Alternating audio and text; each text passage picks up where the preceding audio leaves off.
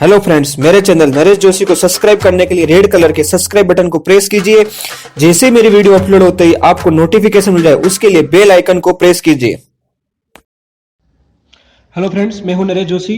Friends, आज हम पढ़ने जा रहे हैं circular convolution using graphical method. मैंने आपको बताया था सर्कुलर कन्वोल्यूशन में 3 टाइप्स होते हैं। वन होता है आपका ग्राफिकल मेथड, दूसरा होता है आपका मैट्रिक्स मेथड एंड थर्ड होता है आपका यूजिंग डीएफटी एंड आईडीएफटी।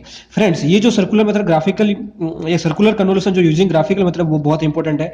ठीक है, बहुत जगह पूछा जाता है, तो आप इसको ध्यान से समझेगा और पूरे वीडियो को एंड तक देखना है, क्योंकि मैं आपको लास्ट में कुछ ऐसी टेक्निक्स बताऊंगा कि जो आपको यूजफुल रहेगी। हाँ, दूसरा, अगर मेरे फ्रेंड्स किसी भी फ्रेंड्स को अगर नोट्स चाहिए तो आप मेरे चैनल को सब्सक्राइब कीजिए और मुझे कमेंट्स में आपका वो सब्सक्राइब जो फोटोज है या फिर कुछ भी आप अपना कमेंट्स लिखिए, तो मैं आपको अपने नोट्स भेजूंगा और आपको ईमेल आईडी सेंड करना साथ में, ये भी ध्यान रखना। ठीक है, तो आइए स्टार्ट करते हैं सर्कुलर कन्वोल्यूशन। सी, यहाँ पे क्या पूछा है, find out circular convolution using graphical method for given sequence x1 of n equals to 1 2 3 4 and x2 of n is equals to 1 1 1 1 1। Okay, so यहाँ पे एक फॉर्मूला मैं यूज करूंगा। वैसे आप नहीं यूज करोगे तो भी चलेगा, लेकिन मैं आपको एक समझाने के लिए, क्योंकि मुझे आपको कंसेप्ट समझाना है क्या है सर्कुलर कन्वोल्यूशन, उसके लिए फॉर्मूले को थोड़ा सा दिमाग लगाना है कि हाँ, ये कैसे सर्कल ड्रॉ हो रहा है, कैसे क्या हो रहा है, सर्कल का डायरेक्शन क्यों ऐसा जा रहा है, क्यों चेंज हो रहा है, वो ये सब फॉर्मूले से अपने को पता पड़ेगा। ठीक है, चलो आइए स्टार्ट करते हैं। हाँ, अब अपने पास क्या चेक कर देना, दोनों सीक्वेंस चेक करना। हमेशा सर्कुलर करना, 2 सीक्वेंस होनी चाहिए, दिस इज द मस्ट। तो यहाँ पे 2 सीक्वेंस है, x1 ऑफ n और x2 ऑफ n, दोनों सीक्वेंस है। दोनों सीक्वेंस की लेंथ भी हमेशा इक्वल होनी चाहिए। चलो यहाँ पे इक्वल, इसकी लेंथ कितनी है 1 2 3 4, इसकी 4 है। इसकी भी लेंथ कितनी है 1 2 3 4, दोनों सीक्वेंस की लेंथ कितनी है 4। तो यहाँ पे मैंने लिखा n equals to common equal length of the both sequence, तो ये कितनी हो गई आपकी 4।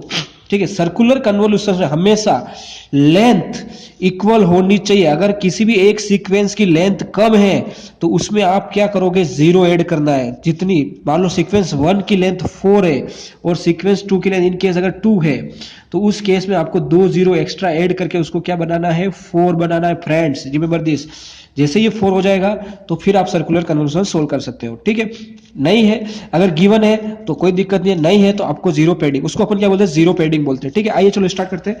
अभी यहाँ पे जो है 2 सीक्वेंस गिवन है x1 ऑफ है, तो मैं इसको प्लॉट कर देता हूँ सर्कल के फॉर्म में, x1 ऑफ n। ठीक है, ये आपका x1 ऑफ n है, ये स्टार्ट होगा x1 ऑफ 0। इसका जो डायरेक्शन रहेगा वो क्या रहेगा, एंटी क्लॉकवाइज। जो भी सीक्वेंस गिवन होगी उसका हमेशा डायरेक्शन क्या होगा, एंटी क्लॉकवाइज। फिर x1 of 1, x1 of 2, x1 of 3। Clear, और यहाँ पे x1 ऑफ 0 की वैल्यू क्या है 1, इसकी 2, इसकी वैल्यू 3 और इसकी वैल्यू 4। ठीक है, नेक्स्ट दूसरी सीक्वेंस है आपकी, दूसरी सीक्वेंस है x2 ऑफ n। ठीक है, और इसकी जो वैल्यू है x2 ऑफ 0, इसका डायरेक्शन कौन सा रहेगा, एंटी क्लॉकवाइज डायरेक्शन। जो आपको सीक्वेंस हमेशा गिवन रहे उसका डायरेक्शन हमेशा एंटी क्लॉकवाइज रहेगा। ठीक है, ये याद रखिए, x2 of 0, x2 of 1, x2 of 2, x2 of 3। Okay, इसकी वैल्यू क्या है x2 ऑफ 0 की, x2 ऑफ 0 की वैल्यू 1 1, इसकी वैल्यू 1, इसकी भी वैल्यू 1 और इसकी भी वैल्यू 1। देखो यहाँ पे चारों सीक्वेंस की वैल्यू 1 है, तो मैंने चारों सीक्वेंस की वैल्यू 1 लिख दिया। क्लियर, ठीक है। आइए फ्रेंड्स, नेक्स्ट डिस्कस करते हैं, ये फॉर्मूले को देखते हैं थोड़ा। तो देखो, अभी ये फॉर्मूला आपका यहाँ पे गिवन है, यहाँ पे क्या, एक तो m गिवन है। ठीक है, इस m की वैल्यू क्या होगी, तो m इक्वल्स टू क्या, 0 1 n -1। तो n की वैल्यू यहाँ पे क्या 4 है, तो 4 यहाँ वैल्यू पुट करो, क्या हो जाएगा 4 -1 क्या हो जाएगा 3। तो यहाँ पे m की वैल्यू क्या होगी, 0 1 2 3।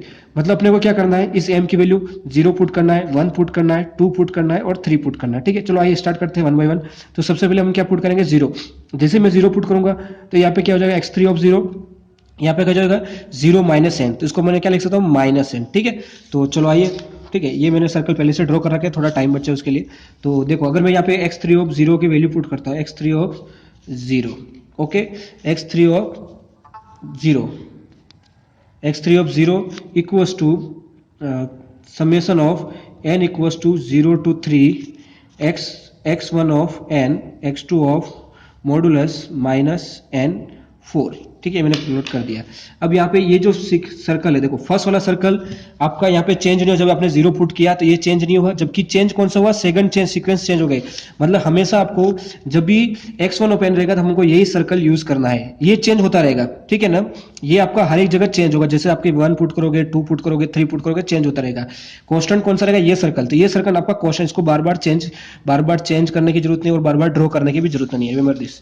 ठीक है, तो मैं यहाँ पे जो प्लॉट कर रहा हूँ सर्कल x2 ऑफ -n 4। ठीक है। अब यहाँ की इसकी पोजीशन x2 ऑफ 0, देखो अब मैं किस डायरेक्शन हूँ ये इंपॉर्टेंट है। तो वहां पे देखो, वहां पे क्या था, प्लस एन था, ठीक है ना, ये क्या था प्लस एन, तो एंटी क्लॉकवाइज डायरेक्शन, यहाँ पे क्या है माइनस एन, तो क्लॉकवाइज डायरेक्शन, ठीक है। ये आपका क्लॉकवाइज डायरेक्शन हो गया। तो यहाँ पे क्या होगा x2 of 1, x2 of 2, x2 of 3, ठीक है। x2 ऑफ 0 की वैल्यू, x2 ऑफ 0 की वैल्यू क्या आएगी यहाँ पे 1, इसकी वैल्यू 1, इसकी वैल्यू 1 और इसकी वैल्यू 1, ठीक है। इन दोनों की वैल्यू 1 है। अब आपको यहाँ पे देखना क्या है, मेरे पास सर्कल ये x1 ऑफ n सर्कल है और दूसरा सर्कल मेरा x2 ऑफ माइनस एन वाला ये सर्कल है। इन दोनों का यहाँ पे क्या हो रहा है, मल्टीप्लाई हो रहा है। तो दोनों को मल्टीप्लाई करके इन चारों की पोजीशन को मैं यहाँ पे वैल्यू पुट करूंगा, ठीक है। तो यहाँ पे जो दूसरा सर्कल ये है, ये मेरा कौन सा रिजल्टेंट सर्कल x3 ऑफ 0, ठीक है। तो सिंपल से आपको क्या ध्यान करना, देखो फ्रेंड्स थोड़ा सा ध्यान देना यहाँ पे कैसे मल्टीप्लाई कर रहा हूँ, ठीक है। ये लोकेशन पे क्या है 1, ये लोकेशन आपका यहाँ पे 1 है और यहाँ पे क्या है 1, दोनों लोकेशन को पकड़ना है, x2 ऑफ 0 को नहीं पकड़ना है, यहाँ पे लोकेशन को पकड़ना है। ये लोकेशन और ये लोकेशन दोनों को मल्टीप्लाई करोगे तो क्या आएगा 1 इंटू 1 क्या हो गया 1। फिर सेकंड लोकेशन आप इधर भी ले सकते हो, ये भी ले सकते हो, क्योंकि अपने को लोकेशन लेना है, अपने को कोई ये x2 ऑफ 3 और x1 ऑफ 1 नहीं लेना है, ये ध्यान रखिए। मैं सिर्फ लोकेशन, ये लोकेशन पकड़ रहा हूँ। तो यहाँ लोकेशन इसकी वैल्यू क्या 1 है और इस लोकेशन इसकी वैल्यू क्या है 2। तो 1 इंटू 2 क्या हो गया 2, ठीक है। थर्ड लोकेशन मेरा कौन सा है, यहाँ पे 1 है और यहाँ पे क्या है 3, तो 1 इंटू 3, ठीक है, ये हो गया 3। नेक्स्ट लोकेशन क्या है, यहाँ पे 1 और यहाँ पे क्या 4, सो 4 इंटू 1 क्या हो गया 4, क्लियर। अब जो भी आपकी वैल्यू है उन सभी को क्या कर देना है, ये x3 ऑफ 0 की वैल्यू क्या कर देना है, सभी को आपको क्या करना है ऐड करना है। 1 + 2 3, 3 + 3 6, 6 + 4 10। तो आपको यहाँ पे जो आंसर मिला वो क्या मिला है, x3 ऑफ 0 इक्वल्स टू कितना मिला है 10, क्लियर है फ्रेंड्स। मेरे ख्याल से समझ में आ गया होगा। अभी हम लेते हैं 4 m = 1, m = 1, तो आपका फॉर्मूले में क्या हो जाएगा x3 of 1 summation of n = 0 to 3 x1 of n x2 of modulus 1 minus n 4, ठीक है। देखो यहाँ पे 1 माइनस n हो गया, मतलब ये क्या हो रहा है, एक शिफ्टिंग हो रहा है, ठीक है ना। यहाँ पे 1 शिफ्ट हो रहा है, तो 1 शिफ्ट कैसे करेंगे देखिए आइए, ठीक है। तो यहाँ पे क्या होगा x2 ऑफ 1 माइनस n 4, ठीक है। अब यहाँ पे मुझे शिफ्टिंग कराना है, शिफ्टिंग किस होगा, बैक साइड शिफ्टिंग होगा, जाएंगे हम, डायरेक्शन हमारा यही रहेगा याद रखिए, लेकिन यहाँ से स्टार्ट कहाँ से होगा, x2 of 0, x2 of 1, x2 of 2, x2 of 3, clear. इन सभी की वैल्यू क्या है 1 1 1 और 1, ठीक है। अब वापस क्या करना है, ये देखो यहाँ पे x1 ऑफ n मल्टीप्लाई हो रहा है x2 ऑफ 1 माइनस n, तो ये x2 ऑफ 1 माइनस n है और x ऑफ 1 आपका ये रहा सर्कल, ठीक है। तो चलो आइए इन दोनों को मल्टीप्लाई कर लेते हैं, ठीक है। तो सबसे पहले ये लोकेशन, इस लोकेशन में 1 है और इस लोकेशन में क्या 1 है, तो यहाँ पे 1 इंटू 1, तो यहाँ पे 1 इंटू 1 1 आ गया। ये लोकेशन में क्या 1 है और यहाँ पे क्या है 2 है, तो 1 इंटू 2 2, तो ये कितना आ गया 2, 1 इंटू 3, तो 1 इंटू 3, ठीक है, यहाँ पे आ गया 3, तो यहाँ पे कितना 1 इंटू 4, तो 1 इंटू 4, तो आपको मिल गया 4, ठीक है। तो ये जो सर्कल आपको कैसे मिला, रिजल्टेंट सर्कल मिला x3 ऑफ 1 का।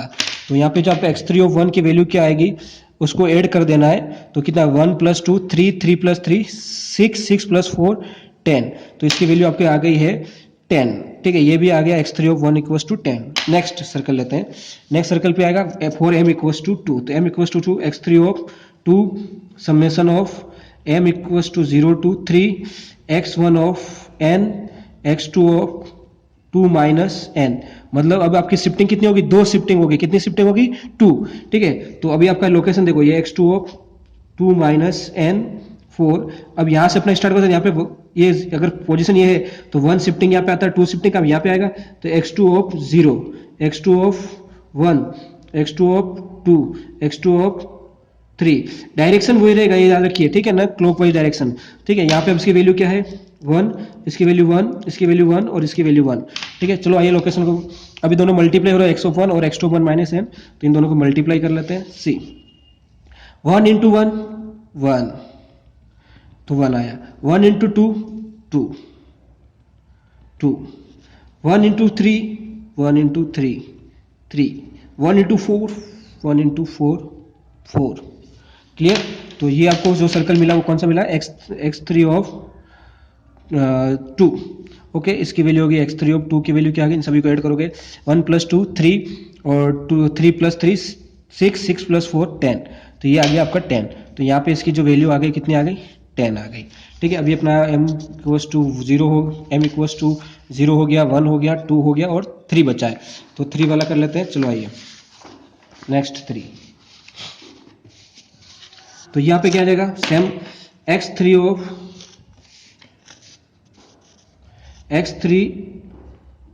Of 3 equals to summation of n equals to 0 to 3 x1 of n x2 of 3 minus n 4।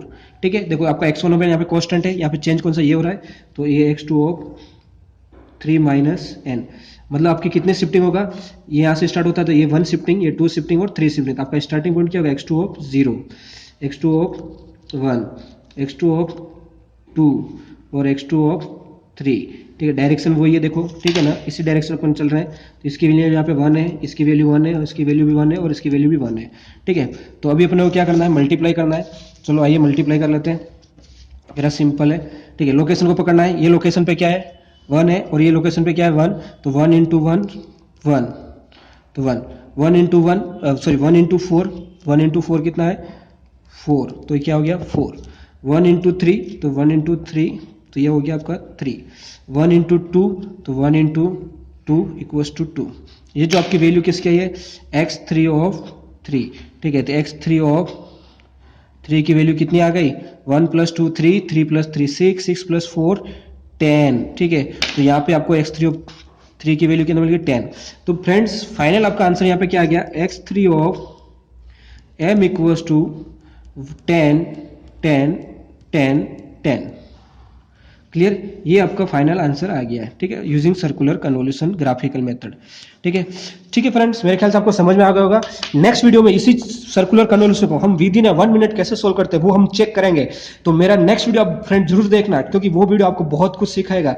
उसके लिए आपको आंसर भी चेक करना सिखा दूंगा मैं उसी वीडियो में, यही प्रॉब्लम लूंगा, सेम चीज लूंगा, सेम वैल्यू लूंगा, लेकिन वो वाला वीडियो डेफिनेटली देखना। लेकिन एक चीज ध्यान रखें यहाँ पे, क्योंकि एग्जाम में क्वेश्चंस कितने मार्क्स का उस पर आपको डिपेंड है। अगर क्वेश्चन का मार्क्स 8 10 ठीक है 5 है तो आपको यही मेथड यूज करना है, लेकिन अगर क्वेश्चन 2 3 मार्क्स का है तो आपको वो आगे वाला जो मैं चेकिंग मेथड होता है वो मेथड आप यूज कर सकते हो सर्कुलर कन्वोल्यूशन के लिए। ठीक है, thank you friends, subscribe my channel, like it and share it. Okay, bye bye.